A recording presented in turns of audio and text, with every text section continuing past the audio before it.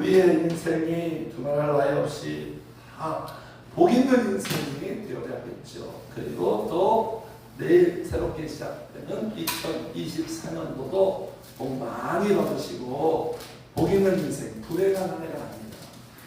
행복을 누리는 그러한 한 해가 되기를 우리가 소망합니다.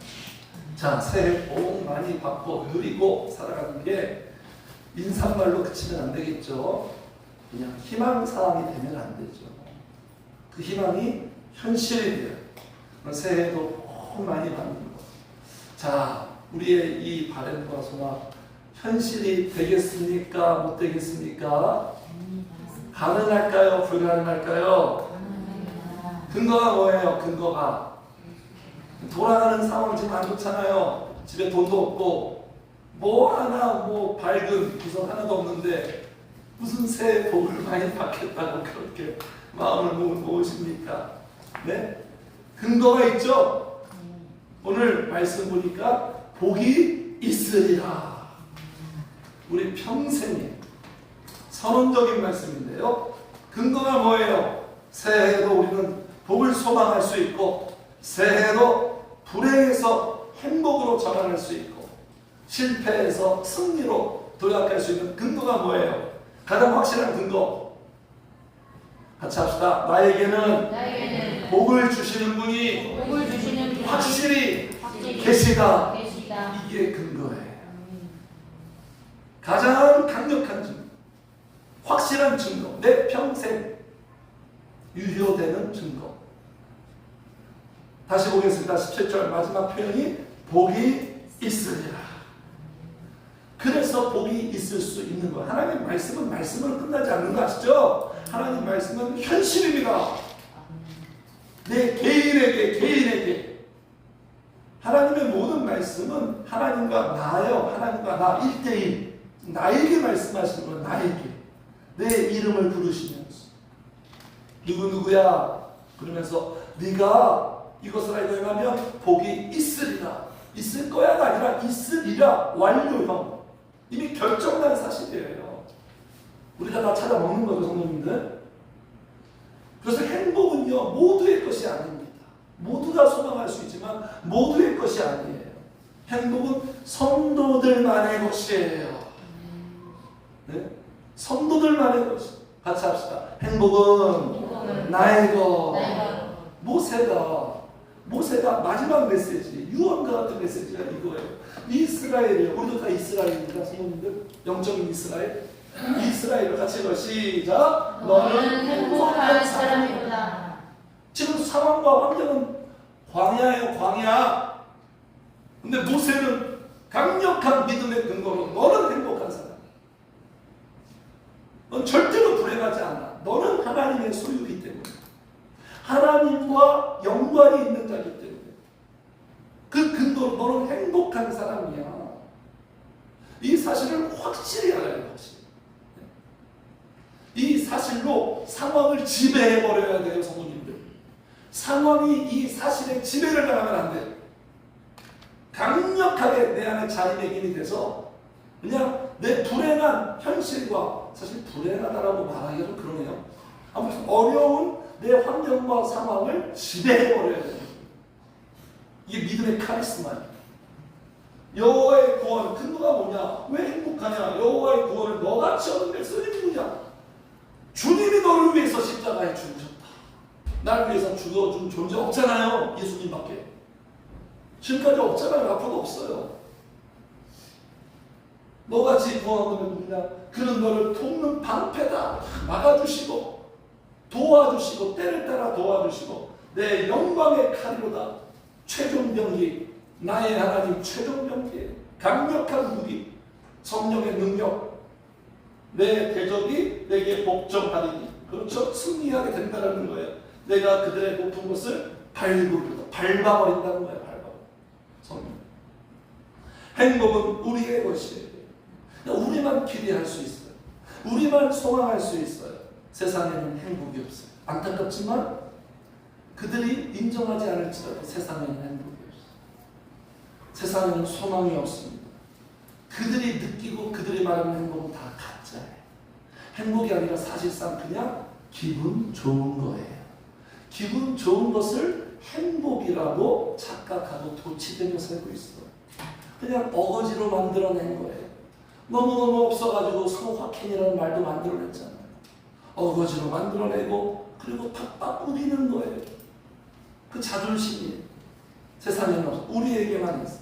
자, 그래서 올 한 해, 내 평생, 그리고 내일이면 시작되는 새로운 한 해 정말 행복한 복을 누리는, 복이 있는, 복이 없는 게 아니야. 복이 있는 그 한 해 되기 위한 행복의 조건에 대해서 주님이 말씀하셨습니다. 17절 다시 한번 읽어요. 시작. 너희가 이것을 알고 행하면 복이 있으리라. 조건이 보이십니까? 두 가지 조건이 지금 요소로 결합되어 있는데 어떤 조건이죠? 알고 이것을 알고 알아야 돼요. 두 번째는 행하면, 아는 것에 그치는 게 아니라 행동으로 나아가요. 행복의 조건이 이거예요. 안 플러스 행복은 복이에요. 주님이 우리에게 지금 복음을 말씀하십니다. 이 행복이 뭐냐? 이 복이 내가 행복해지는 거죠. 그리고 내가 행복해야 누군가를 축복, 내가 행복하지 않은데 그거를 축복합니까? 목회자가 행복하지 않은데 성도를 어떻게 축복합니까? 내 안에 없는데, 내 안에 있어야 내 안에 있는 것을 성령님이 쓰셔가지고 누군가한테 이렇게 나누어주는 거죠. 알고 행동하면 복이 있습니다. 그래서 첫 번째 우리가 복 있는 한 해가 되기 위해서는, 자, 같이 읽어요. 시작. 알아야 복받는다. 일단 알아야 돼요. 세상 사람들은 다 이렇게 말하잖아요. 알아야 살 수 있다. 뭐 아는 만큼 보이고 아는 만큼 산다. 하나님의 말씀은요, 한 인생의 흥망성쇠와 행복과 불행을 좌우하는 것이 바로 알매 있다, 이렇게 말씀하셨어요. 이 아는 것을 굉장히 중요하게 해요. 그래서 성도는 누굽니까? 우리나라 특별한 존재인데, 성도님들 행복한 사람이고요. 세상 사람들이 모르는 것을 알고 있는 사람들. 세상 사람들이 모르는 비밀을 알고 있어요. 행복의 비밀.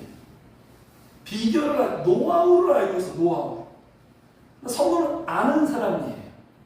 세상 사람들보다 착한 사람이 아니라 아는 사람. 이걸로 먹고 살아요. 네? 진리를 아는 사람. 내가 누구인지 정체성을 알고 내 인생을 어떻게 살아야 되는지 그 목적을 알고, 그리고 내 인생의 결말도 알고. 네? 무엇을 알아야 될까요? 네? 지식을 지금 말하는 게 아니죠. 문사철, 인문학, 경제, 생활 정보, 기타 등등 지식을 습득하라는 말씀이 아니죠. 그런 것들로 우리에게 행복이 오지 않습니다. 인간들은 끊임없이 공부하죠. 끊임없이 자기를 개발하고 행복에 대한 욕구가 불타오르기 때문에. 무엇을 알아야 되냐? 예수 그리스도께서 아셨던 사실을 우리가 알아야 된다는 거예요. 자, 그래서 오늘 13장 1절에 보면, 1절, 3절에 보면 계속 오늘 여기 13장 초반부에 이런 동사가 나옵니다. 아시고 아시리라. 예수님이 왜 예수님 했을까요? 예수님의 인생의 원동력은 뭘까요? 그거는 분명히 알았어요. 누구도 흔들 수 없는 강력한 진리를, 사실을 알고 사셨던 분이에요. 그래서 예수님이 예수님 한 거예요. 그 믿음의 발자취를 그대로 우리가 따라오기를 원하시는 거예요. 그래서 이런 말씀을 주시는 거예요. 자, 1절을 보겠습니다. 1절 같이 읽어요. 시작. 6월절 전에 예수께서 자기가 세상을 떠나 아버지께로 돌아가실 때가 이른 줄 아시고 세상에 있는 자기 사람들을 사랑하시되 끝까지 사랑하시리라. 자, 3절도 시작. 저녁 먹는 중 예수는 아버지께서 모든 것을 자기 손에 맡기신 것과 또 자기가 하나님께로부터 오셨다가 하나님께로 돌아가실 것을 아시고. 예수님이 아셨던 사실이 뭡니까? 인생의 시작과 마감을 아셨어요.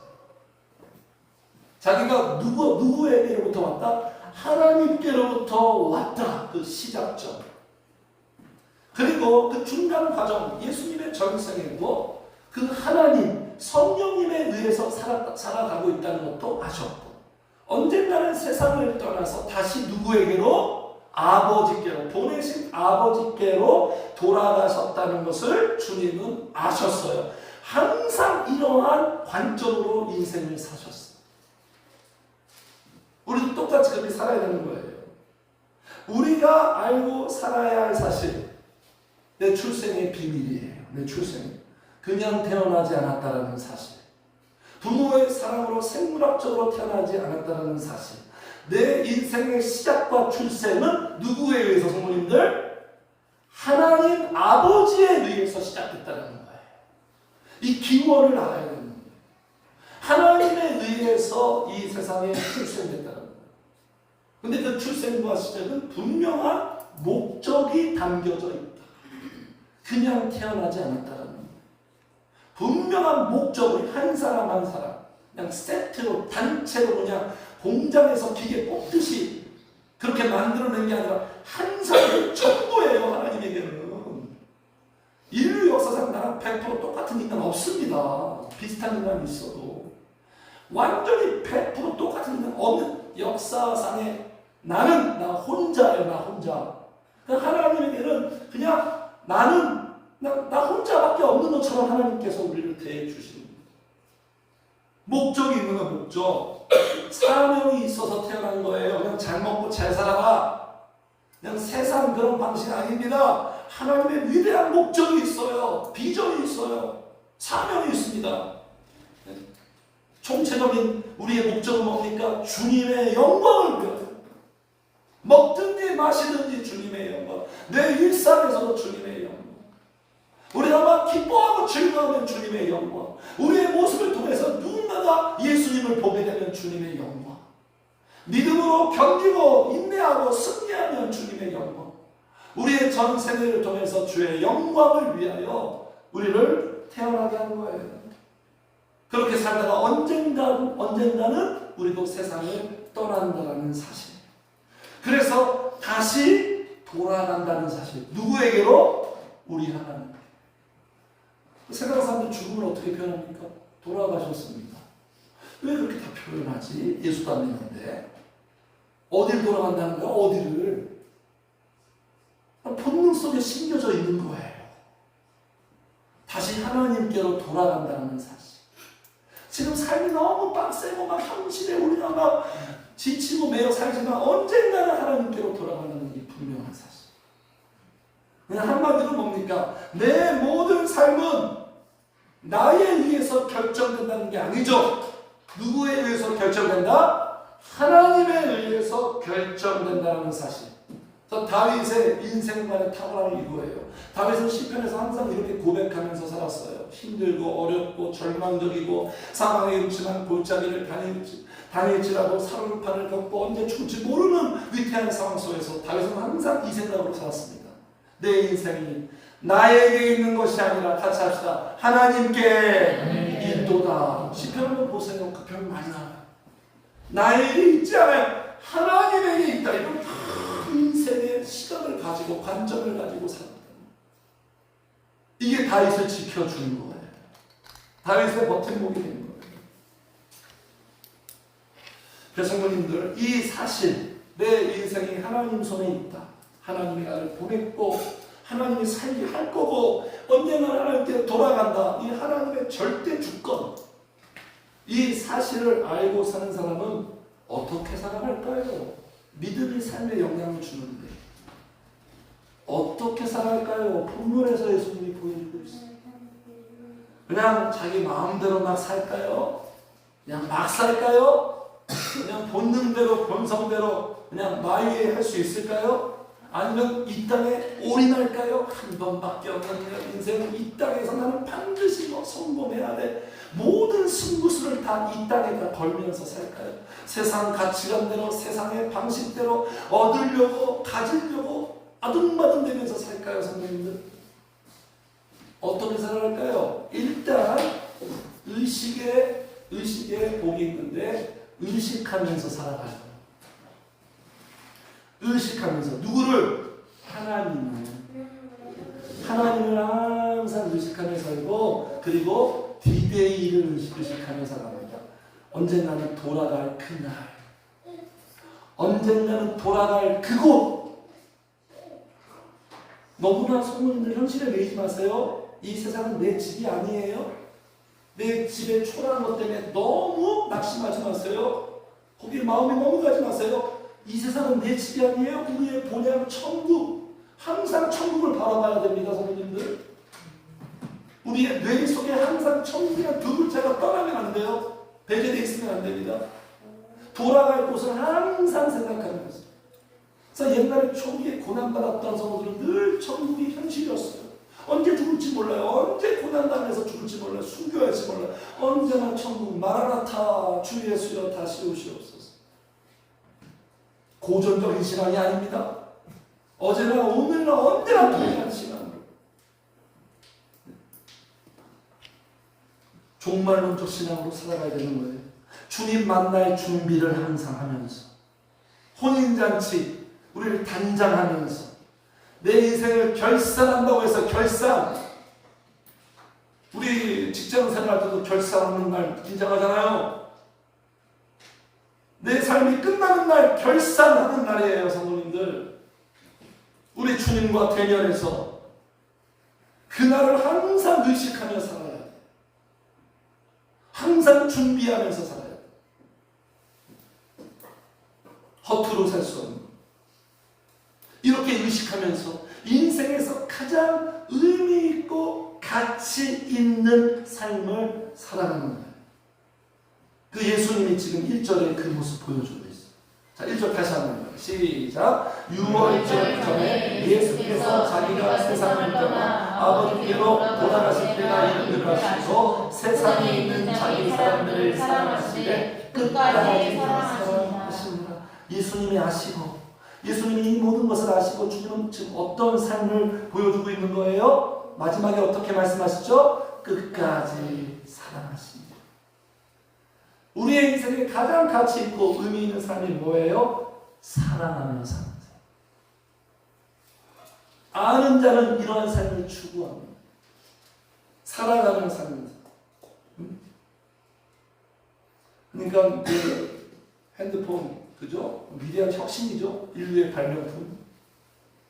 핸드폰 만든 이 사람도 나중에 뭐 처음에는 막 성공해야 되고 막 이 세상에 뭐 세상을 변화시키는 그 마크도 애플이잖아요. 막 애플 사과, 만륜율 법칙, 그리고 뭐 인생 위대한 역사, 하와가 사과, 그런 의미를 담겨서 애플이라는 회사도 만들고 창업하고 그래서 살았거든요. 근데 뒤늦게 나중에 사실을 알았어, 진리를. 아, 이거 의미 없다. 항상 인간들이 그래요. 전도서로 끝나요. 의미 없다. 스티브 잡스 의미 없다. 근데 죽음을 앞에 두면서 뒤늦게 이제 철들고 알게 된 거예요. 뭐가 제일 중요하냐. 여러 가지 고백이 있지만 이렇게 말합니다. 가족 간의 사랑을 소중히 하라. 배우자를 사랑하라. 친구들을 사랑하라. 이게 귀한 거예요. 애플사. 전 세계 지금 1등이 애플이거든요. 기업 1등. 그게 귀하고 의미 있는 인생이 아니라 사랑하며 사는, 가족끼리 사랑하고 배우자끼리 서로 소중히 여기며 사람들을 사랑하며 사는. 전도서도 이렇게 말합니다. 솔로몬도 똑같아요. 나중에 이제 알았어요. 내 평생에, 내 헛된 평생의 모든 날 곧 하나님의 해 아래에서 내게 주신 모든 헛된 날에 시작. 내가 사랑하는 아내와 함께 즐겁게 살지어다. 그것이 내가 평생의 해 아래에서 수고하고 얻은 내 몫이니라. 사랑하는 가족과 사랑하는 배우자와 함께 사랑하며 사는 것. 예수님 보여주는 거예요. 내가 떠날 날이 얼마 안 남았다. 그러면서 지금 자기 사람들을 사랑하잖아요. 아름다운 모습을 보여주고 그런 말 우리 많이 하잖아요. 인생이 어떻게 보면 서로 간에 사랑할 시간도 부족한데 따지고 보면 서로 사랑할 시간도 부족합니다. 왜 이렇게 우리가 싸우며 사냐? 그런 거 알면서 잘 안 되잖아요. 그죠? 한번 생각해 보세요. 지금 내 사랑하는 가족들. 늘 가족 때문에 우리가 상처를 많이 받잖아요. 가족 때문에. 가족한테 상처를 많이 받아요, 사실은. 근데 그 사랑하는 가족들, 부모님, 배우자가 지금 내 옆에 없다고 한번 생각해 보세요. 없는 게 편합니까, 성도님들? 왜 웃으세요? 왜 웃으시죠? 우리 잘하겠네. 없다고 한번 생각해 보세요. 종종 생각해요. 내 생명의 은인 같은 우리 애가미 엄마가 없다고 생각하면 뭐 벌써부터 막 그냥 막 공황장애가 오는 것 같아. 있을 때 잘해야지, 있을 때 잘해야지. 종종 마음을 먹어요. 그러니까 성도님들 어떻게 보면 같이 합시다. 나는 내 인생은 시한부 인생이다.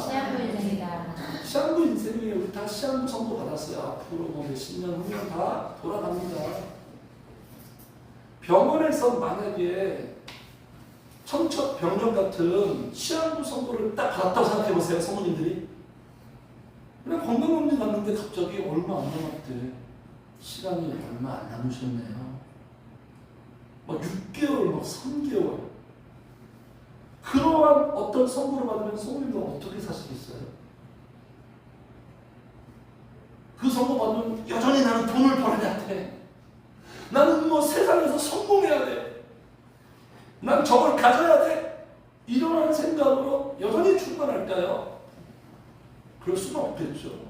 많은 사람들이 보여주잖아요. 시한부 선고를 딱 받으면 그때부터 삶의 패러다임이 샥 바뀝니다. 삶의 패러다임과 어떤 스케일이 샥 바뀌어요. 우선순위가 샥 바뀌어요. 우선순위가 뭡니까? 그 얼마 남지 않은 시간을 전과 같이 똑같이 살 수 없고요. 가장 중요한 것, 가장 의미 있고 가치 있는 것에 집중을 하는 거예요. 스케줄이 완전히 바뀌어버립니다. 그렇게 돌아가요.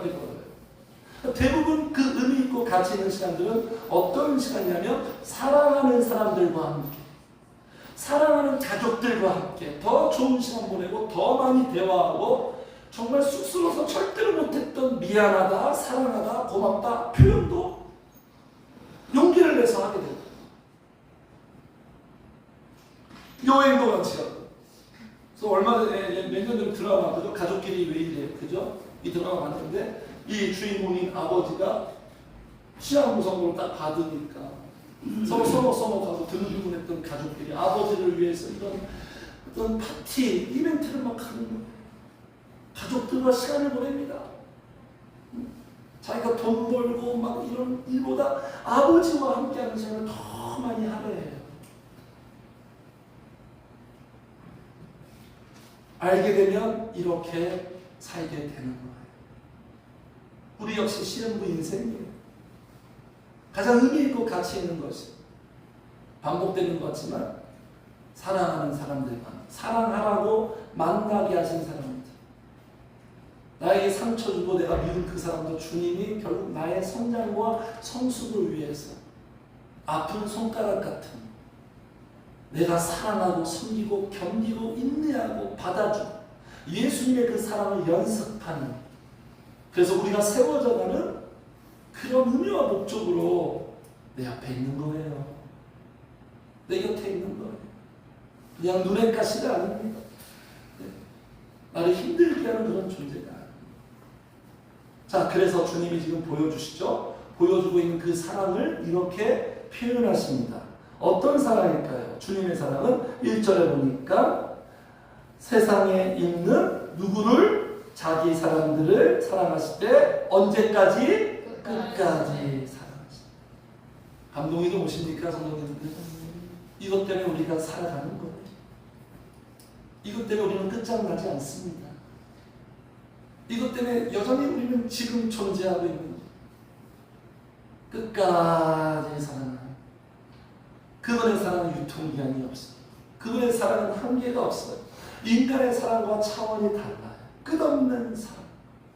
한 번도 식은 적도 없고 중단된 적도 없고 포기가 안 되는 사람. 한 번 사랑하기로 시작하면 끝까지 가시는 사람. 네? 내 인생 끝나는 그 순간까지. 여기에 끝까지의 헬라어의 또 다른 의미가 뭐냐면 같이 해주세요. 극진히 평범한 사랑이야. 이 사랑 우리가 알아야 돼. 성령님이 가르쳐 줍니다. 기도하고. 이 사랑을 어떤 내가 원하는 결과로 확인하려고 하지 마세요. 그건 철부지예요. 엄마는 나 사랑 안 해. 내가 원하는 거 안 해주잖아. 그런 게 아니에요. 성령님이 이 사랑에 감동을 줘. 주께서 나를 사랑하니 나는 참 기쁘다. 성령의 열매가 첫 번째 사랑의 열매가 나에게 있으니까 기쁨으로 이어지는 거예요. 끝까지 나를 사랑하시는 거 내가 알 때 내 마음에 기쁨이 저변에 있게 되는 거예요. 영원한 사랑이에요. 이 땅에서 사랑, 영원한 사랑. 마음만 열렬히 사랑하는 거 아닌 거 아시죠? 행동으로, 삶으로 나타내 주시는 사랑. 사랑은 행동으로 증명되는 거잖아요. 그래서 오늘 본문에 주님께서 지금 발을 씻어주잖아요. 네? 말로만 하는 사람 누가 못하겠습니까? 그래서 그 사랑 우리 삶에 나타나죠. 일하시고 베풀어 주시고 위로해 주시고 도와주시고 보호하시고. 가장 강력하게 증명된 사건 십자가 사건이잖아요. 십자가는 하나님의 사랑의 사인이에요. 사인. 내가 너를 이만큼 사랑한다 사인을 해버린 거예요. 우리의 가슴에 새겨준 거예요. 나의 사랑에 대해서 의심이 되냐? 십자가를 봐라. 십자가. 항상 십자가를 보세요. 그리고 내 삶에서 나타내 주시고 내가 이렇게 살고 있는 것도 하나님의 사랑이에요. 내 모습, 전과 다른 모습, 지금 내가 이렇게 신앙생활하게 된 것도, 그 어려운 기도를 하려고 하고 기도 생활하고 있는 것도, 이것도 다 하나님의 사랑의 결과물이에요. 네? 기도가 있어서 복이 있는 거잖아요. 기도를 통해서 복을 주실 거고, 기도가 없으면 복이 없고. 왜 불행이죠? 행복이 없으니까 불행인 거예요. 불행. 행복이 없으니까 불행인 거예요. 그러니까 우리의 삶에 항상 불행은 있어요. 불행이 완전히 사라지는 게 아니라 불행은 있는데 행복이 더 많으니까 행복한 거예요. 우세승. 더 우세하니까. 그래서 주님의 사랑은 실패하지 않습니다. 지금 제자들은 실패했습니까? 저도 실패하자마자 패자부활 시켜서 결국은 하나님의 사랑의 성공을 보여주죠. 나를 향한 하나님의 사랑 때문에 우리는 실패할 수가 없어요. 이건 하나님의 문제예요. 하나님의 명예와 자존심이 걸린 거예요. 네. 자, 그래서 여기에 끝까지라는 이 헬라어가 이런 뜻입니다. 텔로스예요. 텔로스가 무슨 뜻이냐? 왕성이 아니라 완성시킨다. 하나님의 사랑이 우리를 완성시켜요. 미숙한 우리를, 미생 같은 우리를 완생으로 완성시켜 우리를 만들어, 그리고 성취하게 만들어, 그리고 결과를 좋게 만듭니다. 결과, 해피엔딩의 결과. 성도님들 지금 상황만 보지 마세요. 끝날 때까지 끝난 거 아시죠? 그리고 하나님의 사랑은 충분한, 인간의 사랑은요, 성도님들 늘 아쉬워요. 늘 부족해요. 늘 실망스럽습니다. 인간의 사랑은 언제나 목마른 거예요. 근데 성도님들 절대로 사람에게 기대와 소망을 두지 마세요. 아무리 완벽한 최수정 차인표와 같은 남편일지라도 절대로 사람에게 기대와 소망을 두지 마세요. 실망만 찾아옵니다. 오로지 우리의 기대와 소망은 누구만 바란다? 하나님의 사랑만, 하나님의 사랑받으려고 해야 되는 거예요. 자꾸 인간한테 기대하고 소망을 두니까 당연한 거 아니겠어요? 인간이 어떻게 나를 충족시킵니까? 인간은 안 되는 거예요. 인간은 불완전한 거예요. 불완전한 것을 왜 자꾸 완성시키려고 하는지. 그래서 마침내 성경에 마침내, 영어 대사에도 마침내 있듯이 마침내 복된 결과 하나님의 사랑으로. 그래서 우리는 누굽니까? 우리가 늘 생일 축하송으로 부르는 사랑받기 위해 태어난 사람. 사랑 받으려고 태어난 거예요. 그래서 하나님 시작된 이 사랑은요, 2024년도도 어색하네요. 24년도가 그 사랑은 계속될 거예요. 내년도에 하나님의 사랑을 많이 받으시기를, 행복하시기를 주여 축복합니다. 네. 자, 또 따라해주세요. 사랑은 행동으로 행동으로 나타난다. 나타난다. 주님이 이 사랑의 퍼포먼스를 하는데요. 지금 주님이 발을 씻기십니다. 이 발을 씻기는 게 이 영적인 의미는 뭐죠? 단지 무슨 위생과 청결의 의미가 아니라 죄악을 씻기는, 주의 보혈로 죄악을 씻긴다는 상징적인 의미고, 그리고 플러스 섬김의 본을 보여주시는 거예요. 또 따라해주세요. 사랑은 섬김이다. 섬김이다. 사랑은 섬김입니다. 섬김 받으려고 아내한테, 남편한테 섬김 받는 사람 없는 거예요. 그 육의 속성이.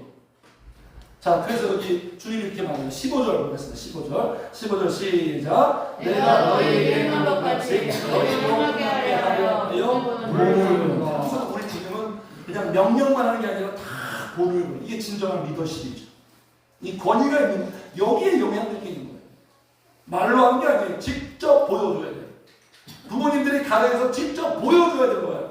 그 행동의 언어가 자녀들한테 먹히는 거지. 보여주지도 않고 본인은 신앙생활 안 하고 기도 안 하면서 뭐 자녀들한테 뭐 이렇게, 이건 먹히지가 않는 거예요. 영향력이 없는 거예요. 그 발을 딱 씻는데 한 사람 한 사람 주님이 정성스럽게 발을 씻습니다. 발을 씻다가 마지막에 이제 베드로까지 차례가 왔네요. 베드로가 지금 적응을 못해. 이해가 안 돼. 왜 이해가 안 될까요? 베드로는 좀 충성스러운 스타일이고 상명하복의 관계가 좀 철저한 스타일이라서 어떻게 나를, 내가 막 몸둘 바를 모르는 거예요. 용답이 안 되거나 불편해서 죽어요. 지금 베드로가 어떻게 나를 이렇게 하십니까? 그럴 때 주님이 이렇게 대답하십니다.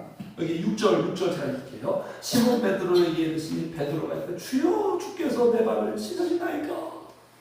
불편해 죽겠는 거예요. 그러니까 7절에 예수님 이렇게 말씀하세요. 7절에 사실 우리가 잘 알아야 되는 거예요. 인생 살아가는데 7절 시작. 예수께서 대답하시되 내가 하는 것을 내가 지금 알지 못하나 이는 알리라. 이렇게 말씀하세요. 네? 주님은 항상 길게 보고 전체를 보시고 말씀하세요. 전체의 시각이, 내 인생도 주님의 계획은 전체적인 시각을 가지고 내 인생 지금 인도하고 있어요. 네? 주님의 대답이 항상 정답이죠. 보세요. 내가 하는 것을 네가 지금은 알지 못한다.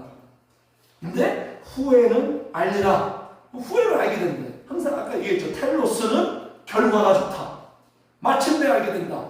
이 후에는 왜 알게 된 거예요? 예수님 부활해서 알게 된 게 아니라 결정적인 사건, 주님이 약속한 성령이 너에게 오면 네가 알게 돼. 그러니까 성도님들, 우리의 인생은 성령 받기 전과 성령 받기 후로 나누는 거예요. 여기 이렇게 말씀하시네요. 여기 13장, 우리 지난 다음 주에 이제 보겠지만 36절 보세요. 36절. 똑같은 지금 말씀이에요. 36절 제가 읽을게요. 시몬 베드로가 이르되 주여 어디로 가시나이까? 예수께서 대답하시되 내가 가는 곳에 내가 지금은 따라올 수 없으나 후에는 따라간다. 성령을 받기 전에는 절대 주님 따라갈 수 없어요. 좁은 길인데 싫어요. 거기 성령을 받으면 그 길 따라갑니다.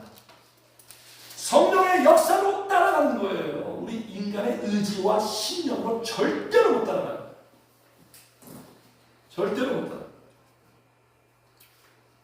이것을 알며 살아야 돼서 우리 인생을, 성령의 역사로, 능력으로 내가 모든 것을 할 수 있구나. 2024년도도 성령의 역사가 있으면 난 아무것도 못하고, 없으면 아무것도 못하고, 성령의 역사가 있으면 나는 할 수 있다.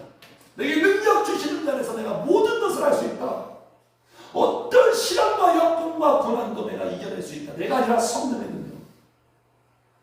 이거 알며 살아야 되는 것은 이게 성도의 아주 그냥 의식 속에 강력하게 이 애프터의 삶이 돼야 되는 거예요. 비포의 삶에 머물러 있으면 안 돼요. 이렇게 말씀하시면, 그럼에도 불구하고 베드로가 8절 보니까 베드로가 있는데 내 발을 절대로 씻지 못하시리. 결사적이네. 그죠?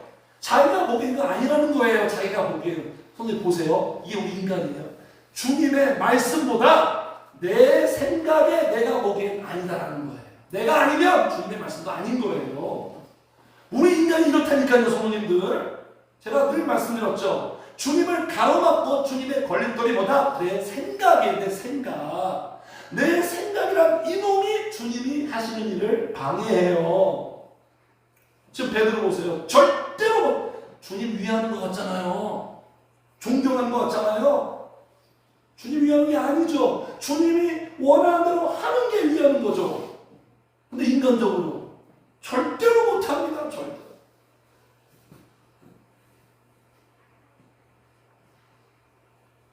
그래서 주님이 이렇게 돌직구 같은 말씀을 표현하세요. 네? 8절 빨간 글자 대답하실 때 내가 너를 씻어 주지 아니하면 같이 읽어. 시작. 네가 나와 상관이 없느니라. 성도들이 제일 무서워하고 두려워할 단어가 나와버렸네요. 어떤 단어예요? 상관이 없느니라. 이게 최악이에요.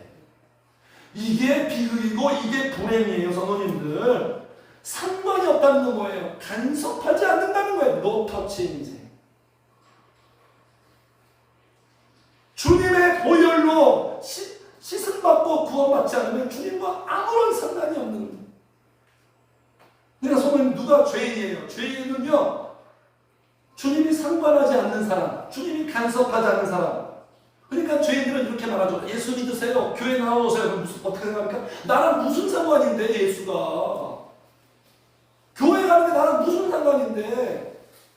아, 내가 하는 일 상관 좀 하지 마. 내 인생에서 나가줄래? 이게 죄인들이에요. 의인은 누굽니까? 상관해 주세요. 내가 하는 일 주님 간섭해 주세요.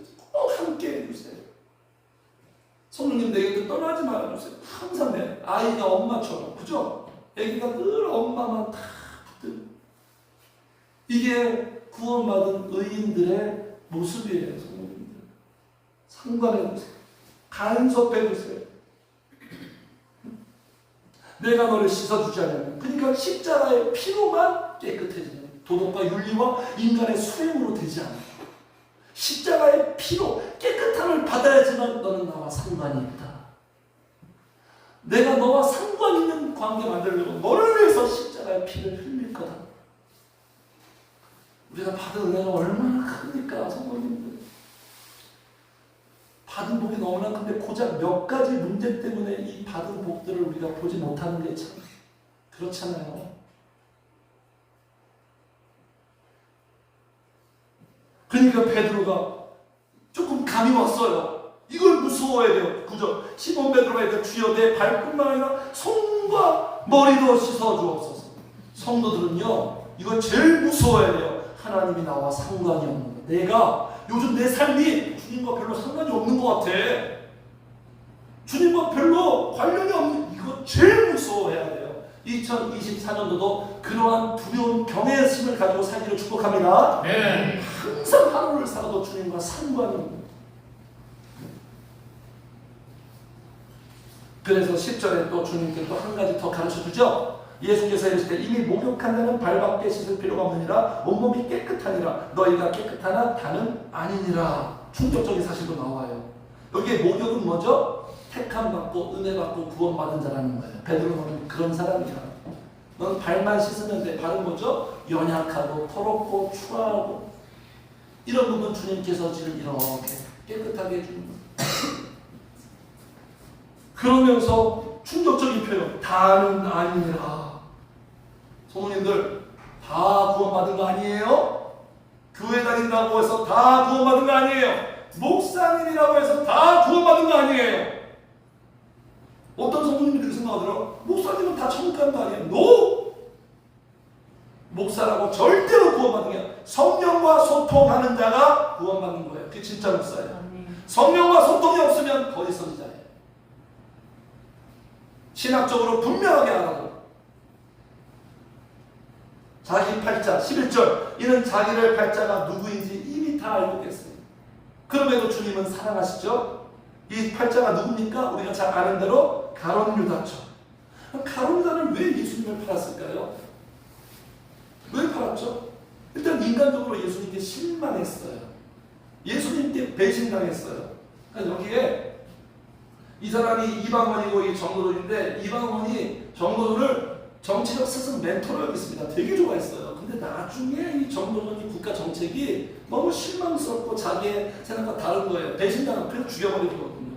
정도전이 이방원을. 그러니까 가는 건 똑같아요. 예수님이 나의 비전을 이룰 것 같은데 이상한 말씀하는 거야. 죽는데 살아계셔야 됩니다. 그래서 열받은 거예요. 실망하고 배신당해서 그래서 예수님 죽여버린 거예요. 그리고 돈에 눈이 멀어서. 근데 이게 근원적인 게 아니라는 거예요. 이거 알면서 또 우리가 살아야 됩니다. 인생을 살아갈 때 내년도도. 이런 문제 때문에 사람이 망가지고 망치는 게 아니라 주님이 근원적인 말씀을 지금 말씀하시는데, 자 2절 이거 2절 시작. 마귀가 벌써 시몬의 아들 가룟 유다의 마음에 예수를 팔려는 생각을 넣었더라.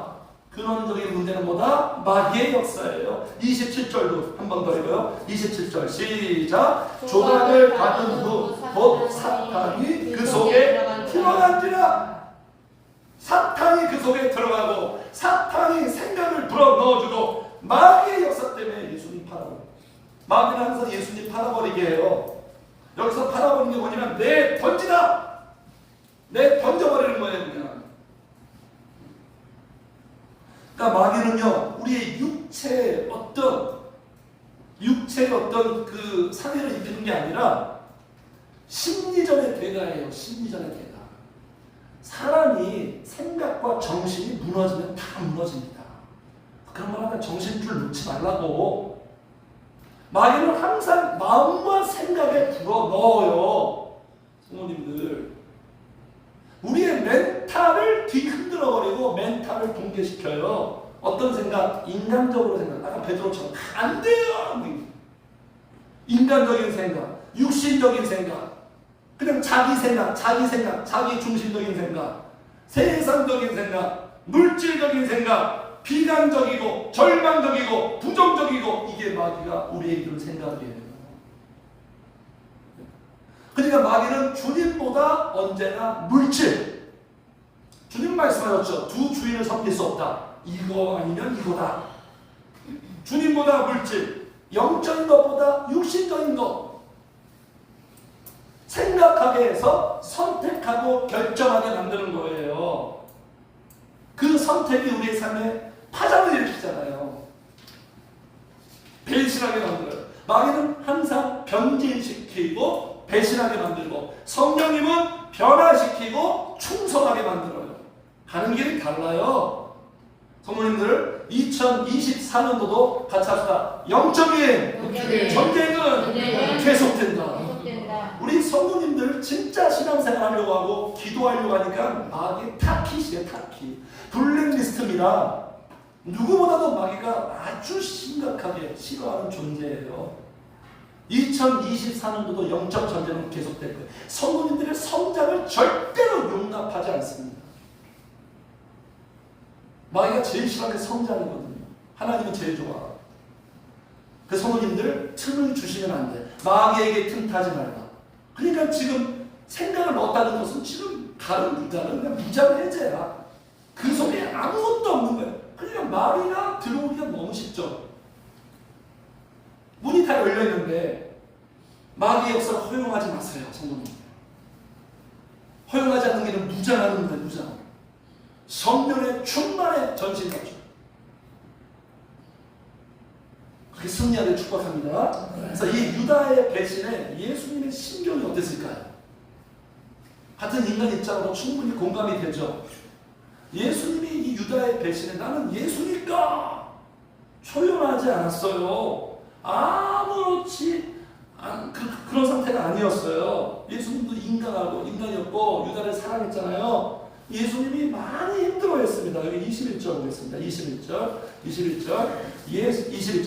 예수께서 이 말씀을 하시고 그 다음에 같이 시작. 심령이 괴로워 증언하여 이르시되 내가 진실로 너희에게 이르노니 너희 중 하나가 나를 팔리라. 주님도 괴로워했어요. 주님도 아파했어요. 성도님들. 그렇잖아요. 우리가 여러 가지 상처받고 충격 중에 그 중에 하나 뭐냐면 배신당했을 때 그 충격 장난 아니잖아요. 믿었던 사람, 사랑했던 사람, 내 곁에 있는 사람, 나와 함께하고 같은 길을 가야 되고 내 마음 알아줘야 되고 내가 원하는 대로 같이 움직여줘야 할 사람이 나랑 정반대로 지금 서 있고 정반대로 살아갈 때 그건 정말 우리의 마음에 괴로운 고통이에요. 예수님이 이렇게 괴롭고 충격을 받았지만 유대의 거대로 예수님의 마음은 꺾이지 않았어요. 새해에도 꺾이지 않기를 축복합니다. 성도님들의 그 기도의 기세가, 신앙의 기세가 꺾이지 않게 계속하면 안 꺾여요. 꺾이지 않았어요. 무너지지 않았어요. 시험 들지 않았어요. 긴 슬럼프에 빠지지 않았어요. 십자가를 막지 않았어요. 왜 그랬을까요? 예수는 심령은 괴로웠지만 평상시 기도했기 때문에, 성령으로 무장됐기 때문에, 그리고 확실히 알았기 때문에요. 확실히 주님이 확실히 알았기 때문에 이 배신과 이 고통도 이길 수 있었던 거예요. 인간은 배신하지만 나의 하나님 아버지는 절대로 배신하지 않는다. 나와 함께 하신다. 주님은 승리와 해피엔딩과 결론에 대한 확신을 갖고 있었어요. 이 괴로움 속에서도. 그 확신이 뭡니까? 아버지께로 돌아갈 것을 아시고, 할렐루야. 어떻게 돌아갑니까? 폐잔병으로 돌아갑니까? 십자가에서 다 이루어내시고 하나님의 모든 비전을 다 승리하시고 영광과 기쁨과 찬송으로 인생이 끝날 걸 다 알고 그랬기 때문에 주님은 무너지지 않았다. 네? 같이 합시다. 믿음이 이긴다. 예수님의 하나님이 우리 하나님이에요. 나의 하나님이에요. 예수님의 성령님이 나의 성령님이에요. 다른 이의 성령님이 아니에요. 그러니까 주님이 말하죠. 두려워하지 말라. 네 삶에 어떤 사람으로부터 오는 힘든 거, 상처, 삶의 문제, 너를 가로막고 너를 괴롭게 하는 마귀의 역사가 있을지라도 예수가 승리한 것처럼 그 발자취를 따르는 너희를 내가 승리케 하리라. 할렐루야. 2024년도도 동일하게 내 하나님됨을, 성령님됨을 너희들에게 보이리라. 누구도 너희를 향한 나의 사랑을 끊을 수가 없다. 그래서 이렇게 말씀하시는 거예요. 잘못 나왔네. 신명기에 이런 말씀이 있어요. 연초부터 연말까지 내가 너와 함께하리라. 내일 1월 1일부터 12월 31일까지 내가 너희와 함께하리라. 성도님 끝난 거 아니에요? 끝난 거죠 일단. 그죠? 무대 찢은 말씀인데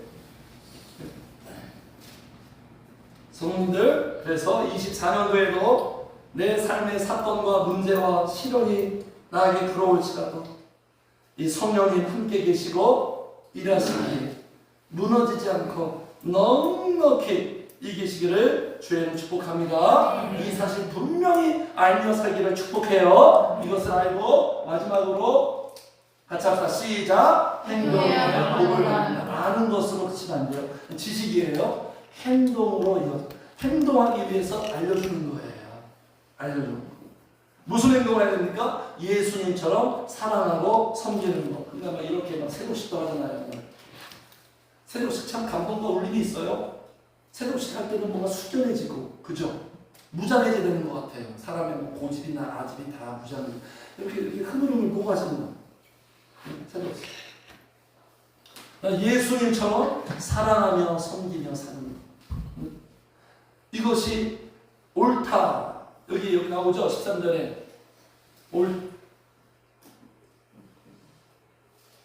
옳으니라. 14절에 맨 마지막에 옳으니라. 이 맞따라가는 거예요. 성도님들, 그러니까 섬김이 없기 때문에 문제가 생기고 분열이 되고, 섬기면 서로 화목하고 행복할 수 있는 거예요. 남편은 아내를 섬기고 아내는 남편을 섬기고 똑같이 어느 한쪽에서 섬김을 받으려고 치우치니까 이 균형과 밸런스와 어떤 흐름이 깨져버리는 거예요. 서로 섬기면 되는 거예요. 섬김 받으려고. 이 입장만 고수하는 거예요. 그런데 성도님들 이런 행동을 우리가 할 수 있어요? 예수님처럼 이렇게 끝까지 사랑하고 섬길 수 있나요? 우리의 속성과 상충되잖아요. 우리의 속성은 섬김 받는 스타일이잖아요. 섬김 받는 거 좋아하죠. 그거 원하잖아요. 네? 어떻게 이렇게 행동할 수 있죠? 우리 안에 성령의 능력으로. 성령의 속성이 만들어지면, 네? 인내하는 것도 성령의 능력으로.